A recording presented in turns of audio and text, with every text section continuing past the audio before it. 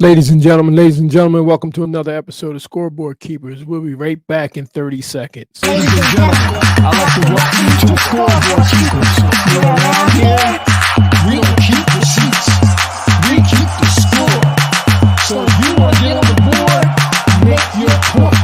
If it makes sense, we'll add it to the board. If it don't, we won't.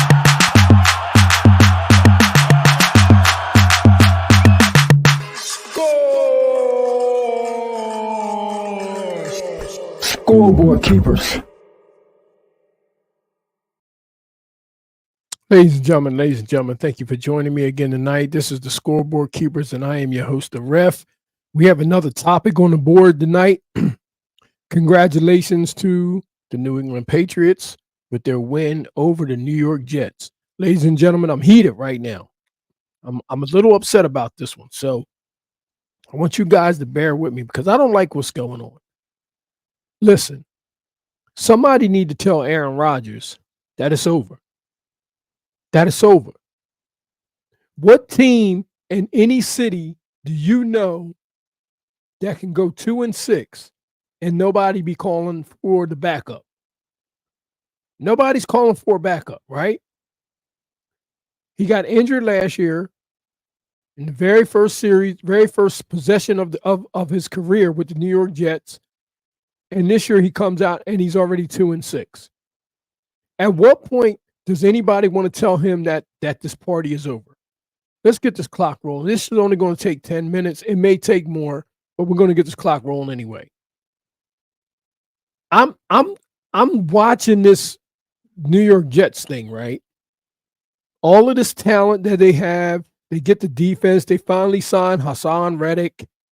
You know what I mean? They got a good running game. They get Devontae Adams in a trade. They're talking all about this reunion and all of this. It's looking like the Geritol crew. AARP. That's what it's looking like. They trying to get all these reunions and all of this nonsense from 20 years ago and trying to put it together and make a Super Bowl run. No, somebody needs to call them out on this.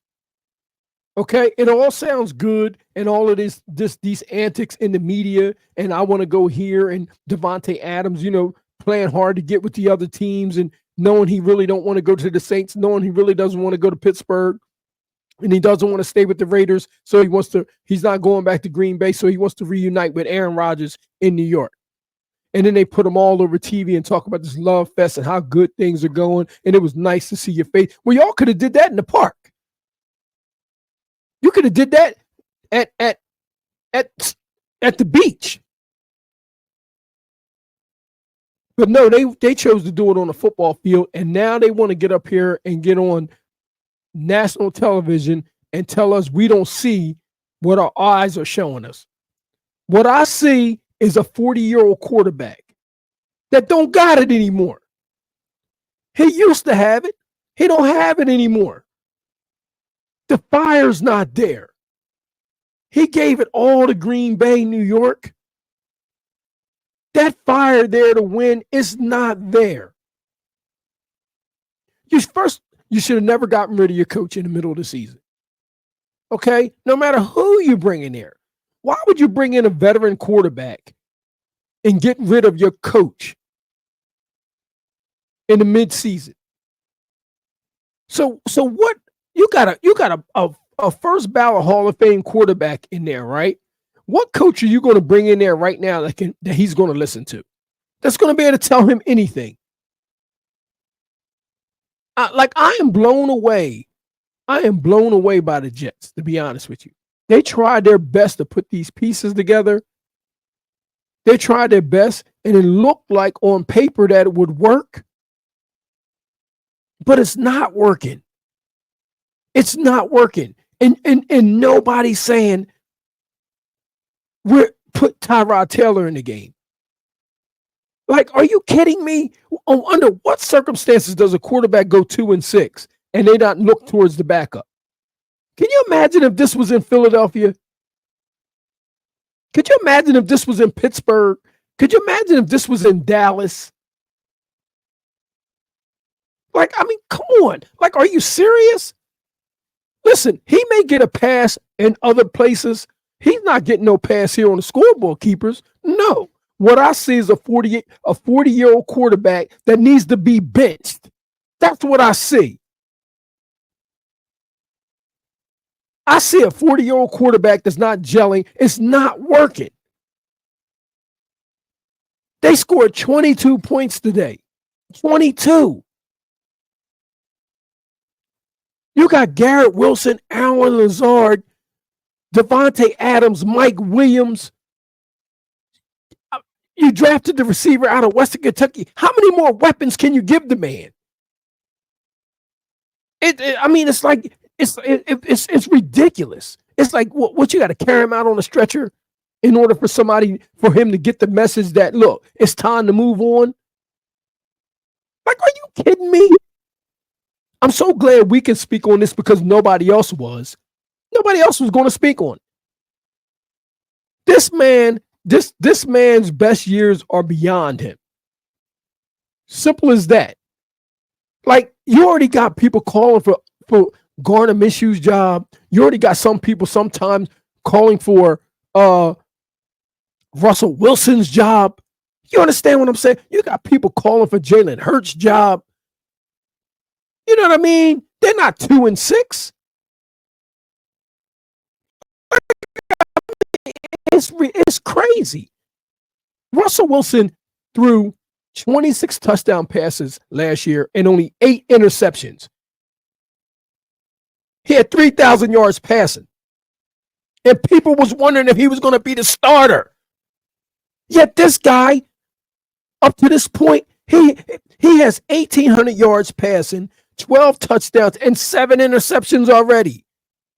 Russell Wilson had 8 of all of last year. We're only at the halfway mark. His quarterback rating is 49.7. What are we talking about?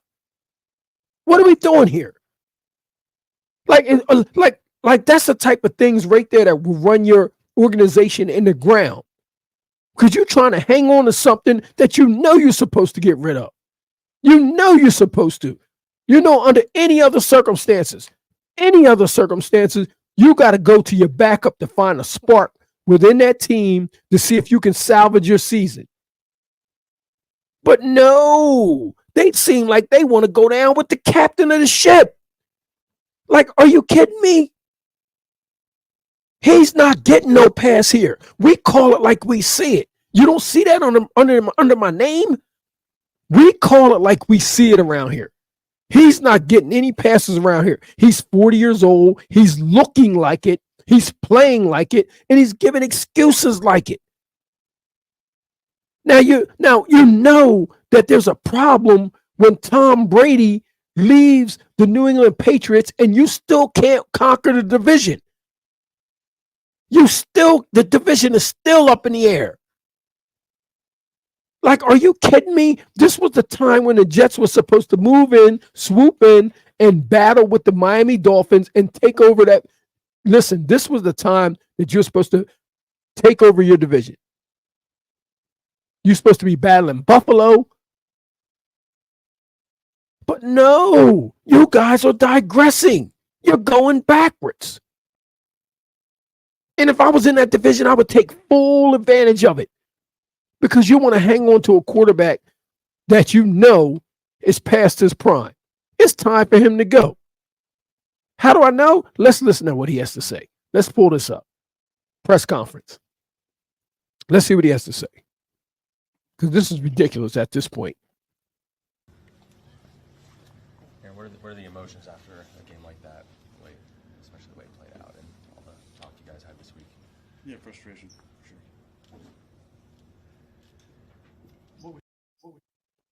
Yeah, frustration for sure. Do y'all hear that answer? Do y'all hear that answer? That answer is like it's a blow off. Yeah, I'm frustrated. It's a blow off. Like, how dare you ask me that question? It's a blow off. And that was the softest question I've heard asked in the like. What do you think he is? Like, are you kidding me? You couldn't come up with a better question than that. Nobody's frustrated in that room. Some of the first quarter with the having to use I'm not exactly sure.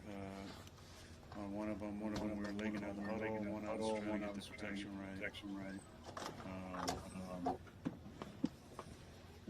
When I felt like we could have gotten off, but it's fine to take it there. But What I hear is a quarterback that's not in command of his offense. That's what I hear. That's all I hear. All that humming. Nah. You was trying to get the protection right and get out of the huddle. That means somebody wasn't getting out of the huddle correctly. That sounds like a quarterback that's not in command of his offense. He's not happy with what's going on within his offense. It's somebody else's fault. But he doesn't have command of his offense. That's emotionally checked out right there. yeah, it's our operation was a little slow at times. There's been other games that are close like today. Are you seeing a difference in the first half versus the second half of the game? Energy. I thought the energy was great today. I thought guys were engaged. I thought we played with some passion. We just execution-wise didn't do enough offensively. We set our sights on scoring 30. It was right there for us. We hit 2nd and 1. Couldn't convert. There's points, missed field goal. So there we are right there. Execution. Nobody's executing, right? You practice all week long and nobody's executing. You practice, ladies and gentlemen, we going into overtime. We're going into the second quarter with this. I can't do this in 10 minutes. This is going to take more because he has my blood flowing. You telling me that you can't execute? Who's not executing? What's going on in practice? And you're scoring 30 points. You got one of the most dynamic running backs in the league right now behind you. That's just coming back off of his injury. He's healthy. He runs like a bat out of hell. And you telling me that it has to rely on your arm? No. There was a strong running game in New York last year. A strong running game, which they should be relying on, and not your arm, not your 40-year-old arm. You can score 30. You can score 21 on the ground. You can score 21 on the ground. You don't have to throw 5 touchdown passes. But every time you turn around, you guys is in an RPO like you're able to run. No. Everybody knows your RPO is not RPO. It's PO. Yes, it's PO. And I don't mean pissed off. I don't mean pissed off. I mean it is PO. Take the R out of it. And it definitely don't stand for Rodgers. Take it out of there. This is ridiculous at this point, man. 2-6, and nobody's calling for Tyrod Taylor. We are. I think when you discuss the operation of some of the issues there, the pre-snap penalties, using the timeouts, I think some of those problems you maybe sometimes expect with a young team or a youthful team where you lack the experience. Is it more frustrating when this is happening with a team that collectively on that side of the ball has played a lot of football? I mean, it's not just, you can't objectively say this is the reason why. There's a lot of, we had some substitution stuff at times. We were late breaking the huddle sometimes after a big play. Do y'all hear that? Late substitutions and all that. That's coaching. That's coaching. That's saying that the coach, this is why you don't fire your coach mid-season. If there's late substitutions. That's not all players. That's the game plan that's implemented by a new coach with a quarterback that he has no familiarity with. That's why you don't fire your coach mid-season. They never should have done it. They never should have done it. Selah should still be there and in control. And you shouldn't be in control. So you're basically the coach now on the field. If a new coach come in there, he's not up to speed, I'm pretty sure you're not sitting there trying to learn his plays. He's learning your plays now. It's ridiculous. That can be a slow operation. we have shifts and motions on plays after some of those. Trying to get lined up for playoff. Perfect call. There's a lot to look at. And, after the first time you guys played the Patriots, it was very exciting to get to meet you after the game. Up until he did go out, what were you just seeing as a rookie quarterback? I think he was doing a nice job with his feet. He's obviously super. Do y'all hear these questions? They 2-6, right? Coming off of a loss to the New England Patriots, who they've been trying to beat for years, and she asked him about the quarterback on the other side. That's the only question she could come up with, is asking him about the quarter. Who cares if, as a Jets fan, who would care about the quarterback on the other side of the field? Nobody. As if the Jets haven't heard enough about quarterbacks from New England the last decade. Like Tom Brady. Like, you're trying to forget about the quarterbacks on the other side of the field. This is ridiculous. These questions are absolutely ridiculous. And if you look, you can and listen really closely, you can tell who's controlling the room. It sounds like they're actually fearful to ask him the right questions. Like, do you think it's time for you to retire? Athletic. He made a nice run for a touchdown. I don't know what happened to him, but he's been playing good the last couple of weeks. So it's tough on a rookie quarterback coming in, but it seems like he's getting more comfortable. I don't think anyone would look at this roster and say it's a 2-6 roster. I'm sure you would agree with that. But so what's missing then? What isn't happening? Well, we're not playing complementary football. We haven't put it together really since the last time we won a game where all three phases played really well. Same thing today. Aaron, I know you knew this was going to be an undertaking. They're not playing complementary football, people. That's his answer. They're not playing complementary football. There was a good question by that reporter. It's not a 2-6 roster on paper. On paper. But the birth certificates say something different. And the films are showing it. Now, I'm not saying everybody can't play into their later stages. But I'm saying with him, he looks significantly different than the Aaron Rodgers that we're used and accustomed to. He doesn't look like that guy. The fire's not even there. The fire's not even there, even in his interviews. I've seen him a lot more fiery than this and a lot more perky, even in losses. He would have that look in his eye. This right here look like Aaron Rodgers. That's just vacationing, man. He vacationing in New York right now. That's what he's doing. You came here to the Jets and you talked about changing things with the Lombardi Trophy, but has this even been harder than maybe you expected? I knew it would be challenging, but even harder than that? It's a little dramatic of a question even for you. NFL's hard to win. Wow. That's a dramatic question, even for you. Even for you. Who's controlling the room? Who's controlling the room? So obviously they're walking around on eggshells in there because they've interviewed him several times and they know that he controlled the room in there. See, they would have put me out already. They would have put me out already because I would have been asked, do you think Tyrod Taylor should be in there? Have you heard Tyrod Taylor's name yet? Nope. Not one reporter. Let's see if anybody asked him. Harder when you make it difficult on yourself. Offensively, we can't worry about what else happens. We got to be efficient. We got to make the most of the opportunities. There was, again, yards left out there, opportunities left out there. Can't leave it up to, we got to score touchdowns. Can't leave it up to Greg or try and pin it on Greg. We had a lot of opportunities to score 30 to make it two-score game at times and didn't do it.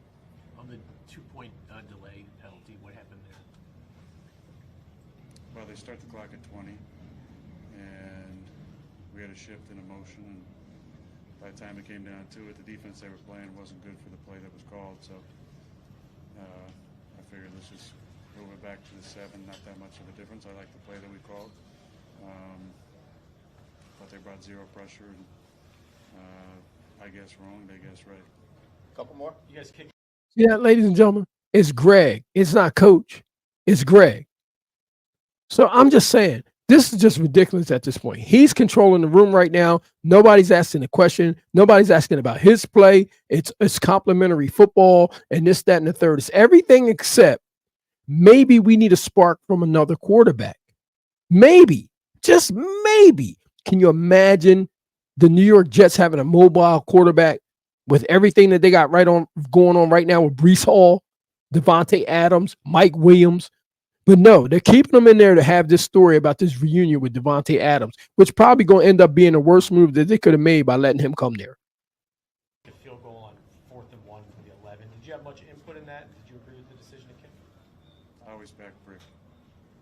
What would your message be to your team at this point? I'll tell them. Aaron, there's a lot of guys in this team that haven't been a part of a lot of success before. Is it hard to keep the belief when guys haven't seen struggles turn into success? Yeah, I imagine it could be. Yeah, not for me, but I imagine it could be. That's why the guys that have had success gotta lead to pull us out of this. Rick, Last one. a few minutes ago, just said he called this a moment of darkness for this team. Is that how you see it, and how do you get out of it? I mean, because you could just stay in darkness as well. Yeah, I've been in the darkness. You got to go in there, make peace with it. Offensively, our goal has just got to be score 30.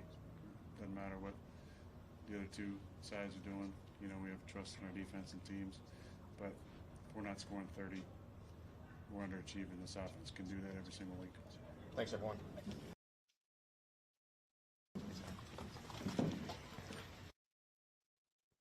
See what I'm saying, guys? This is what I'm saying. The offense can do a lot better. But can it do a lot better without you? They gotta go and make peace in a dark place? Well, maybe the dark place is that you might have to step down and make peace with that and allow Tyrod Taylor to come in there to see if maybe that can work. See, it's everything right now except maybe I need to just step back for a second. Listen, I'm not taking anything away from Aaron Rodgers' resume. He's been a great quarterback over the years, but we hate to see quarterbacks that are not aging well. He's coming off an injury. So we can't expect him to come out there and look like he did during his Green Bay days just yet. He had an injury. And I just don't think that he looks that great this year. I'm sorry. I just don't. His numbers say something different. He has a QBR rating of 49.7. Today, he was 17 for 28, 60%, 233 yards. He averaged 8.3 yards pass, and he had 2 touchdowns. You know what I mean? So, 233 yards. That's not that. He used to do that at halftime. So I'm just not feeling it right now. I'm not feeling it right now. I think somebody needs to be having a different kind of conversation with him, especially one of them coaches, especially those reporters asking those soft questions. Cotton soft questions, like they was actually scared to ask him about the backup. It's ridiculous. Everybody knows what you've done in this league. That has nothing to do with what you've done for me lately. And somebody at some point should have at least mentioned Tyrod Taylor's name. They're not even talking about it at 2-6. You got to be kidding me. Not here at the Scoreboard Keepers. We're going to speak on it. Ladies and gentlemen, that concludes our 20 minutes. We went into overtime today. So that concludes this episode of Scoreboard Keepers. If you guys want to hear more of this content, can you please like, share, and subscribe to the channel? And we look forward to having you guys on. We always have a link in the chat when we're live where you guys can click on the link and you can come up and talk sports, do whatever, even on topics like this. So I look forward to seeing you guys. I appreciate you being with me tonight. Leave your comments in below and tell me what you think about this topic. And I'll see you guys on the next episode. God bless. And I'll see you on the next episode. Peace.